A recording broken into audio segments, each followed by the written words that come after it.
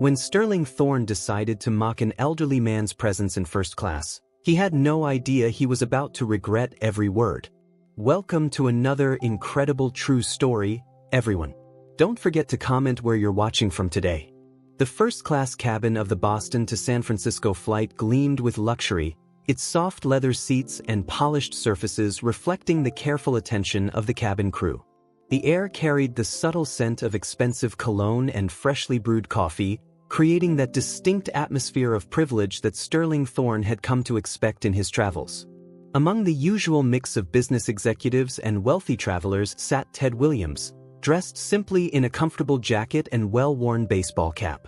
His presence was quiet but commanding, shaped by years of excellence both on the baseball field and in military service. He sat reading a book about fishing, seemingly oblivious to the curious glances from those who thought they recognized something familiar about him. Sterling Thorne boarded last, his tailored suit and designer briefcase marking him as someone accustomed to the finer things in life. As CEO of a rising tech company, he had cultivated an image of success that demanded attention. His carefully groomed appearance and confident strides spoke of someone who measured worth in dollar signs and social status. Aurora Vale, the lead flight attendant, noticed the slight tension in the cabin as Sterling approached his seat, directly across the aisle from Ted Williams. She had worked enough first-class flights to recognize the signs of an impending clash of personalities. What made this situation different was her immediate recognition of Ted, though she maintained her professional composure. Dr. Sage Bennett, seated one row ahead, lowered her academic journal slightly, her experienced eyes catching the subtle dynamics unfolding behind her. As a retired professor of sociology, she had made a career of studying human interaction, and something about this scenario caught her professional interest. The first signs of trouble came during the pre-flight service. When Aurora offered Ted his choice of beverage, Sterling's voice cut through the quiet cabin. "I'm surprised they're not serving him from the back of the plane," he said loudly enough to be heard by several rows of passengers. "First class has certainly changed its standards." Ted simply smiled and thanked Aurora for his water, his dignity unruffled by the comment. This seemed to irritate Sterling even more, as if the lack of reaction was itself an affront to his attempted dominance of the social situation. Thaddeus Frost, a veteran wearing his VFW cap, shifted uncomfortably in his seat across the aisle. His eyes moved between Ted and Sterling, recognition dawning in his weathered face. But like Ted, he maintained his composure, watching the scene unfold with growing interest. Phoenix Drake, distributing pre-flight amenities, caught Aurora's eye with a knowing look. They had both recognized Ted Williams immediately, not just as a baseball legend, but as a decorated Marine Corps veteran who had served in 2 wars. The contrast between his quiet dignity and Sterling's brash behavior was becoming more pronounced by the minute. Lyra Winters, a young journalist seated in the last row of first class, had already pulled out her notebook. Her instincts told her she was about to witness something worth recording. The tension in the cabin had that particular quality that preceded memorable moments. As the flight prepared for takeoff, Sterling continued his subtle but pointed comments. "You know," he said to no one in particular, though his words were clearly directed at Ted, "some people think money alone buys class. But real class? That's something you're born with or you're not." Ted turned a page in his book about fishing, his movements deliberate and calm. His hands, still strong despite his age, showed the subtle scars and calluses of someone who had lived a life of real accomplishment rather than merely acquired wealth. Captain Zephyr Blackwood's voice came over the intercom, announcing their departure. His mention of clear skies to San Francisco carried a hint of military crispness that caused Ted to smile slightly, one veteran recognizing another's background in their bearing. As we approach the turning point in this story, consider how often we judge others based on superficial appearances, how easily we mistake quiet dignity for weakness. Share your thoughts in the comments below. The next chapter will reveal how Sterling Thorne's arrogance would lead to one of the most humbling moments of his life, and how Ted Williams's response would remind everyone on that flight about the true meaning of class.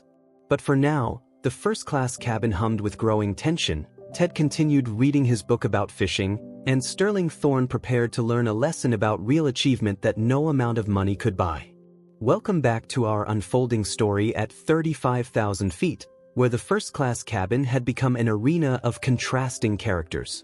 If you're just joining us, don't forget to comment where you're watching from today. As the plane reached its cruising altitude, Sterling Thorne's disdain for his fellow passenger continued to simmer. The tech CEO had built his fortune on aggressive acquisitions and a carefully cultivated image of superiority. The presence of someone who seemed indifferent to these trappings of wealth seemed to personally offend him. Ted Williams, still absorbed in his book about fishing techniques, maintained the same quiet focus that had made him one of baseball's greatest hitters. His weathered hands turned each page with deliberate care, his eyes scanning the text with the same intensity he once used to read pictures. Aurora Vale moved through the cabin with practiced efficiency, serving drinks and taking meal orders. When she reached Ted's seat, her professional demeanor couldn't quite hide her respect. "Mr. Williams," she said softly, "would you prefer the salmon or the steak today?" Sterling's head snapped up at the mention of the name, but his expression suggested it meant nothing to him.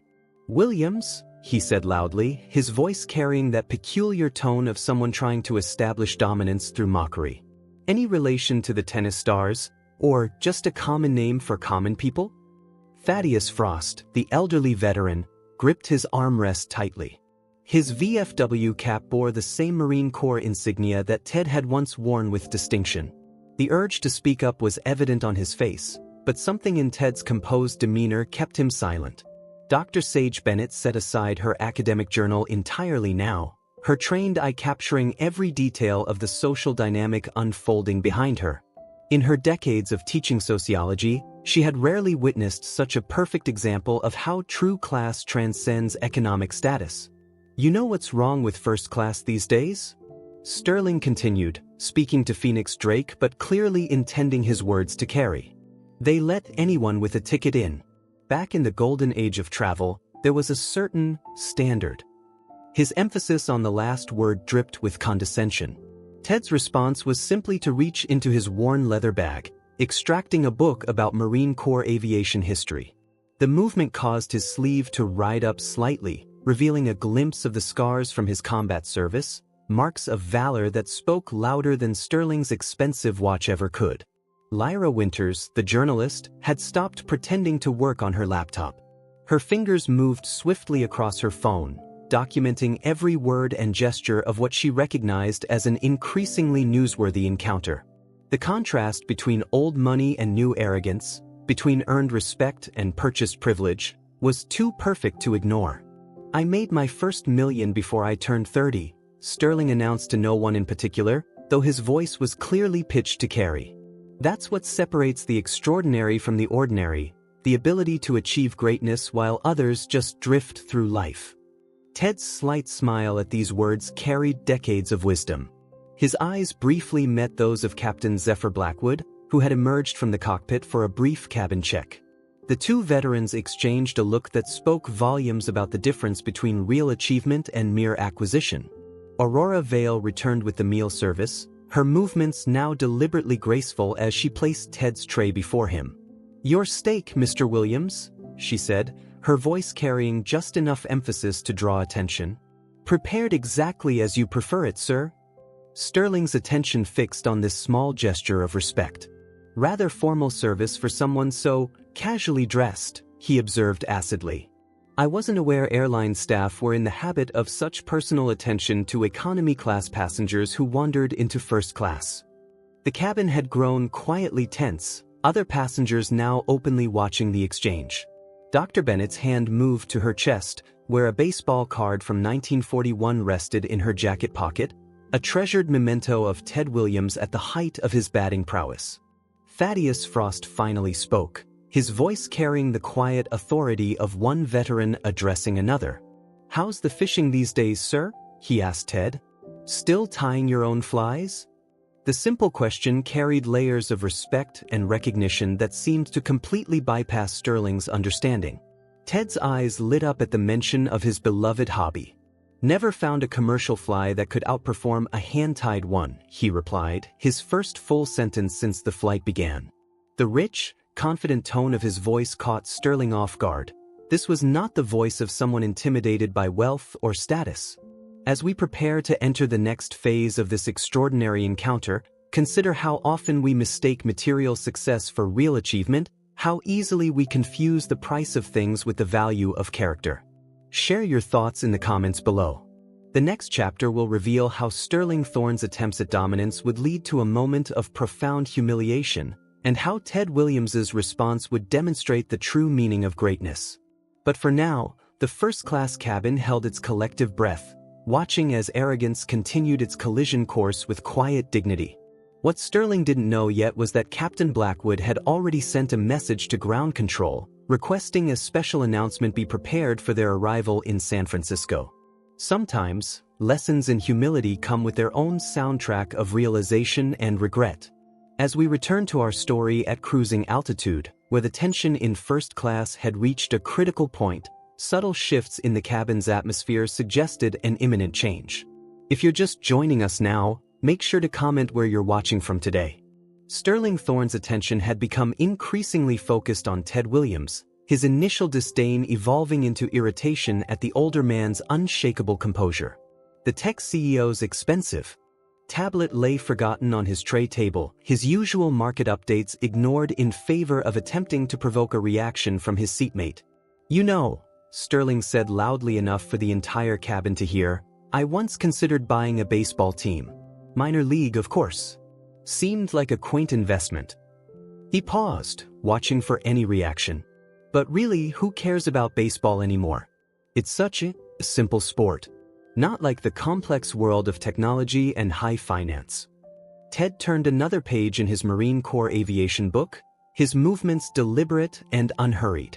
The slight tremor in his hands spoke not of age but of the lingering effects of combat. Flying in 2 wars, Korea's bitter cold had left its mark on the man who had once been baseball's greatest hitter.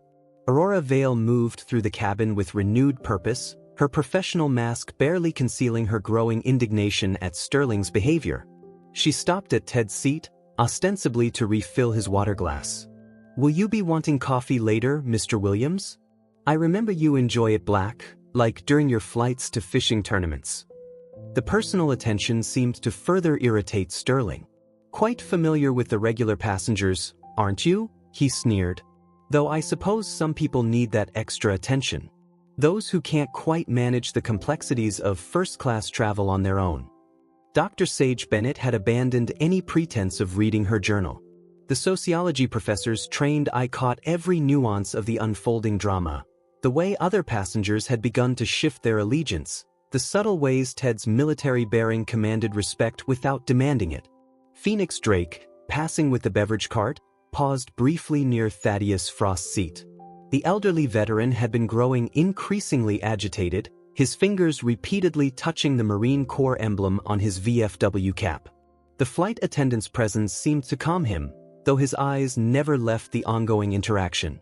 "Speaking of attention," Sterling continued, his voice carrying that peculiar tone of someone used to having their every word treated as significant, "I was recently featured in Tech Innovator magazine.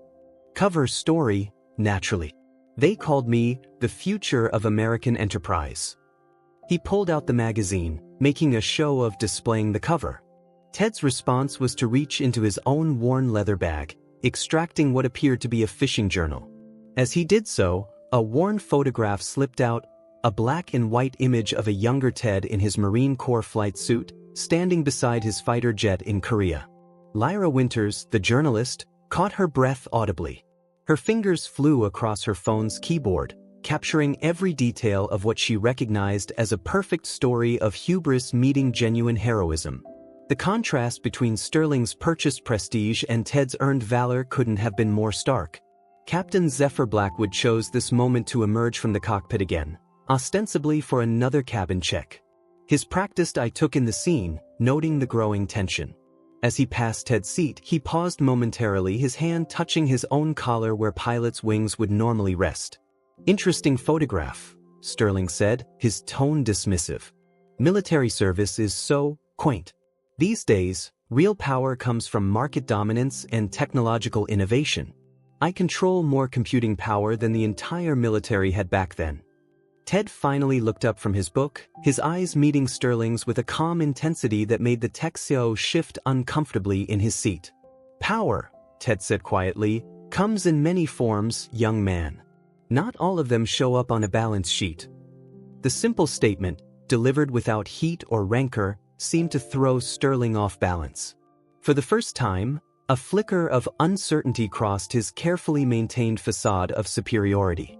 Dr. Bennett, observing carefully, noted how other passengers had begun to lean in, sensing a shift in the cabin's dynamic. "Well," Sterling attempted to rally, "I suppose everyone finds their own level. Some of us simply aim higher than others. My new yacht, for instance." He launched into a detailed description of his latest purchase, his voice carrying a desperate edge of someone trying to maintain dominance through material display. Thaddeus Frost could contain himself no longer. "Sir," he addressed Ted directly, "I was at Fenway the day you hit point 406. Watched you ship out to War II, right in your prime. Never saw anything braver than that." The mention of Ted's batting average caused a ripple of recognition through the cabin. Sterling, however, remained oblivious, his face showing only confusion at the reference. "Baseball statistics?" he scoffed. "I prefer to measure success in billions, not decimal points." Aurora Vale, passing with fresh coffee, smiled knowingly at Ted. "Speaking of measurements, Mr. Williams," she said, "the captain wondered if you'd sign something for his son. The boy's doing a school project on Marine Corps aviation heroes." As we approach the pivotal moment in this extraordinary encounter, consider how often we mistake the trappings of success for true achievement, how easily we confuse the ability to purchase respect with the honor of earning it. Share your thoughts in the comments below. The next chapter will reveal how Sterling Thorne's carefully constructed world of privilege would crumble in the face of genuine greatness, and how Ted Williams's response would teach everyone on that flight an unforgettable lesson about true class. But for now, the first-class cabin hummed with growing anticipation, as one man's arrogance rushed headlong toward a collision with another's quiet legend. What Sterling didn't yet realize was that his attempt to establish superiority had already backfired spectacularly. Among the passengers quietly observing the exchange was the chairman of his company's board, whose own father had served with Ted Williams in Korea. Sometimes, lessons in humility come packaged with professional consequences. Welcome back to the conclusion of our remarkable story. If you're just joining us now, don't forget to comment where you're watching from today, as we witness how one of baseball's greatest legends taught a powerful lesson in humility.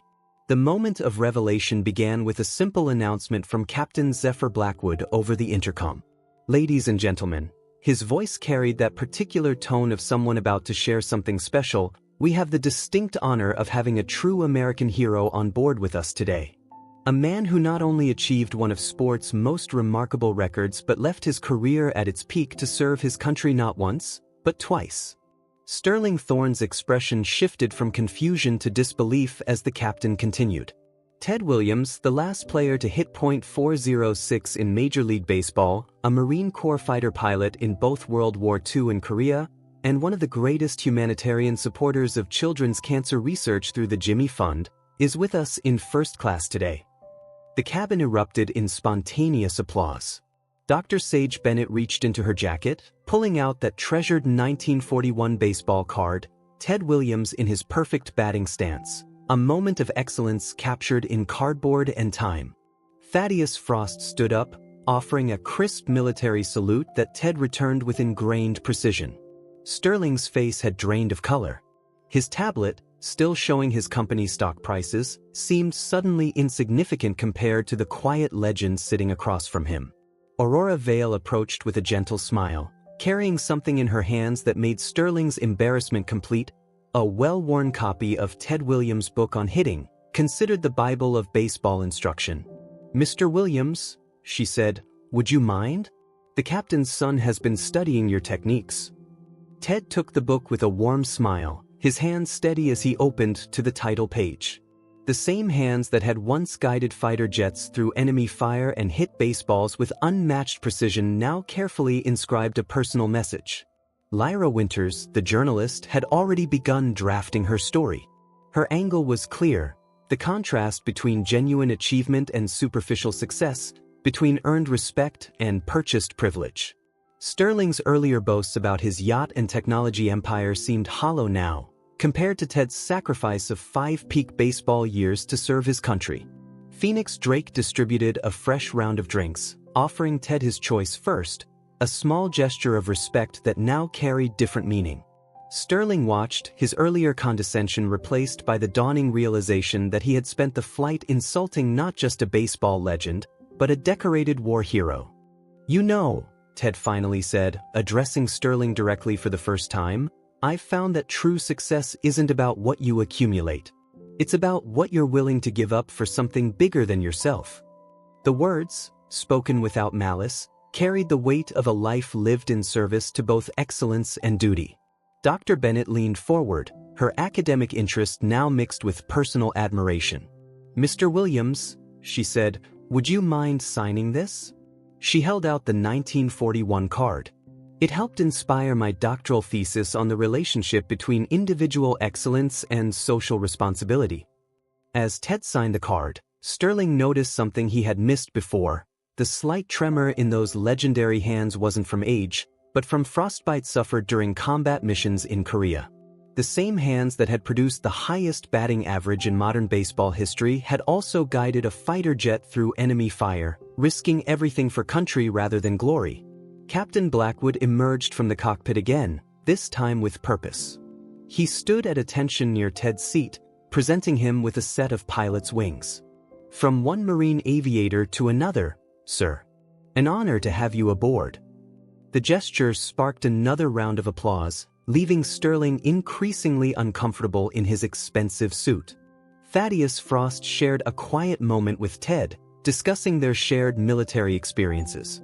The conversation revealed another layer of Ted's character, his work with the Jimmy Fund, raising millions for children's cancer research, all done quietly without seeking publicity or praise. Aurora Vale approached Sterling's seat with professional courtesy but clear purpose. "Sir," she said quietly, "we have a request from several passengers to change seats. They'd like to speak with Mr. Williams about his military service and humanitarian work." The implied contrast with Sterling's earlier behavior was impossible to miss. Sterling, his carefully constructed world of status and privilege crumbling around him, finally found his voice. "Mr. Williams," he began, his tone completely transformed, "I owe you an apology. I spoke about success and achievement without understanding either." Ted's response demonstrated why he was considered not just a sports legend but a model of character. "No apology needed, young man. But perhaps a suggestion: measure your success not by what you have, but by what you give back. That's the only scoreboard that really matters in the end." Lyra Winters captured every word, her story already taking shape. Humility at 35,000 feet, when true greatness meets modern privilege. She noticed how other passengers had begun sharing their own Ted Williams memories: fathers who had watched him play, veterans who had served when he did, children who had benefited from his charitable work. As the flight approached San Francisco, something remarkable happened. Sterling Thorne, the arrogant tech CEO, began asking Ted genuine questions about leadership and legacy. The baseball legend's answers, drawn from decades of excellence in multiple fields, contained wisdom that no business school could teach. "In baseball," Ted explained, "you fail 7 times out of 10 and make the Hall of Fame. In combat, you learn that yesterday's achievements mean nothing compared to today's mission. And in life, you discover that true respect isn't bought with success, it's earned through character." Dr. Bennett, who had studied leadership dynamics for decades, watched in fascination as the cabin's social hierarchy completely reorganized itself. Sterling's expensive suit and tech credentials meant nothing compared to Ted's quiet dignity and record of service. The announcement of their final approach to San Francisco came too soon for many passengers.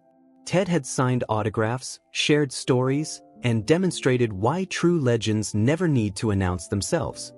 His presence had transformed a routine flight into a lesson about genuine achievement and humble greatness. As we conclude this extraordinary story, take a moment to reflect on how we measure success in our own lives. Have you ever confused the trappings of achievement with achievement itself? Share your thoughts in the comments below. Remember, as Ted Williams demonstrated that day, real greatness doesn't need to advertise itself. It shows in actions, character, and the willingness to serve something larger than oneself. The next time you're tempted to judge someone by their appearance or possessions, remember the quiet legend in first class who let his life speak louder than any words. Sterling Thorne returned to his office with more than just travel fatigue. His encounter with Ted Williams sparked a transformation in his leadership style and priorities. Within a year, his company had established a significant charitable foundation, focusing on veterans' causes and children's health care. Sometimes, the most valuable business lessons come from outside the boardroom. And in the years that followed, whenever anyone asked about his most memorable flight, Sterling would tell this story, not about his own embarrassment, but about the day he learned that true greatness walks quietly, serves humbly, and never needs to announce itself.